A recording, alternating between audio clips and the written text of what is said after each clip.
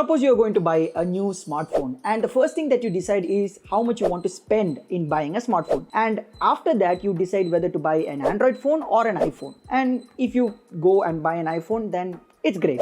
But if you are coming to Android, then there are a lot of options to choose from and a lot of different categories like budget, mid-range and flagship. You only know what you need when it comes to your smartphone. And in this video, I'm going to talk about some of the things that you need to consider while buying a new phone that will help you to easily find the perfect phone for you. So watch this video till the end. And hey guys, if you don't know what you're watching, I'm your host Arnav and you are watching Tech Arena, where I make a lot of technology videos. So if you end up liking this, a like to this video would be absolutely great. Subscribe just by clicking the red color subscribe button and also press the bell icon to get all the notifications whenever I post any new video. So let's get started.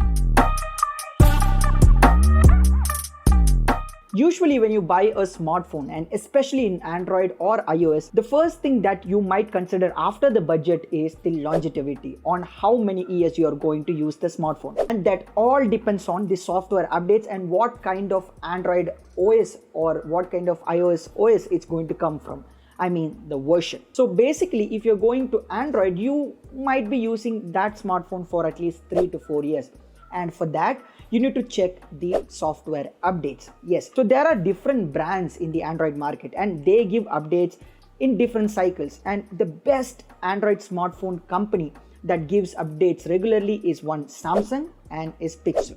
Now, Pixel is by Google and you all know Google owns Android. I mean, Google has invented Android. So basically, you might think that, okay, Pixel's phones are generally better in terms of update than Samsung. But if you see, Samsung offers more years of software updates than Pixel itself. So the first and foremost thing that you need to do after you decide the budget is how many years will the selected smartphone come in terms of software updates. And there are a lot of brands. So make sure to choose a brand, a smartphone that has a longer year of support for software. Next comes network. I mean, most of the smartphones have good network reception in general, but there are some smartphones that have really bad network reception, like the Pixel 6. Now, I've been using this device for the past 2 months and a lot of times I had signal drops. And this is one of the problems that the Pixel 6 device has. And in general, there are many other smartphones like this, even from Samsung, that has bad network reception. That's due to the cheap modem that they are using in the smartphone. So make sure the smartphone that you select has good network reception and has a support for carrier aggregation. So carrier aggregation is basically a feature which will give you double the speeds of network. It will actually pull out extra data packets from the nearest tower so that you get better speeds. So how to check whether it has carrier aggregation? Just Google it or just watch the in-depth reviews of certain smartphones that you pick. Always have a list of 5 smartphones in which you start comparing each with each and then decide upon that. So network is also one of the biggest things that you need to do. It's a basic feature that you have to ensure is working very well, or else you will get affected in the long run. Now next comes the software experience. After seeing how many years the software will get updated, next you have to see the software experience. Now in Android, there are 2 types of softwares. One is stock Android and another one is skinned Android. So stock Android is basically the Android that is very fresh, that doesn't have any bloatwares, that has all the Android purest features. But skinned Android are those Android which are actually modified by the brands according to their brand story. For example, OnePlus has Oxygen OS, according to which they have different features like Zen mode and etc. And Samsung has One UI. So when it comes to selecting best software experience, for me, I personally prefer stock Android that is in Pixel and Moto smartphones, because stock Android doesn't have any bloatwares and I love smartphones with zero bloatware. Software experience is subjective, but still I'm a person who loves stock Android and I believe that most people do love stock Android because of the minimalist design language and absence of bloatware and all those stuff. So yes, software experience is also one thing that you need to consider. Now the next comes storage. You might already have a smartphone with a set number of storage like 64 GB or 128 GB. So the way to decide on what storage option that you need to move from is a simple trick. So if you have a smartphone with 64 GB of internal storage and 70% of your storage is occupied, then it's high time to choose a phone with the next storage option, which is 128. So my kind advice would be going for the next storage option if your current smartphone has 70% of the storage occupied, so that when you move all the data from your old phone to your new phone, you'll have a lot of headroom. Now there are different storage speeds like UFS 3.1, 2.1. So make sure that you choose a storage which has high data transfer speeds like UFS 3.1, 2.1. How can you know? Well, just Google it. You will get the answer. The particular smartphone that you need, the storage speeds will be available in Google.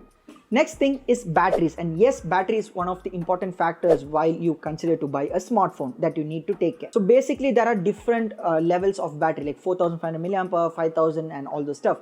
And in order to choose the best battery for you, you have to see what kind of display it has, what kind of refresh rate it has, and what are the optimizations that that particular smartphone has when it comes to battery saving. So all those things you have to take consider. And the second thing, you have to see how many watt of fast charging is supported. The maximum that you can have is 44 to 45 watts, and yeah, okay, maybe 60 watts, but not more than that, because fast charging will actually decrease the battery cycle of your smartphone, and it's bad. Now yes, brands have different reasons or different technologies in order to tackle that battery cycle problem, but still I would recommend you guys to stick on to smartphones that has just 60 watts and not more than that. That would be ideal. Even 60 watts is higher.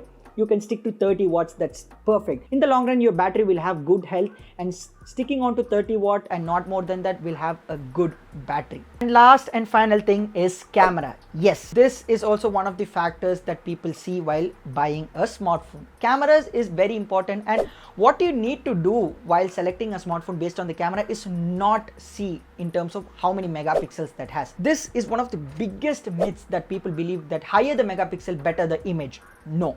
Better the resolution and not the image. So you have to select a smartphone that has good software processing in terms of cameras and also has good sensor being used. And to know that, you can check out all the reviews that's available online, and based on that you can choose a smartphone in terms of camera. And in general, if you ask me, well, Samsung smartphones have good camera, they have good video and as well as photo taking capabilities. The Pixel smartphones have a really good camera in terms of photography. Yes, in terms of videography, yes, the Pixel smartphones are also good. And yes, OnePlus, Vivo smartphones have good smartphone cameras.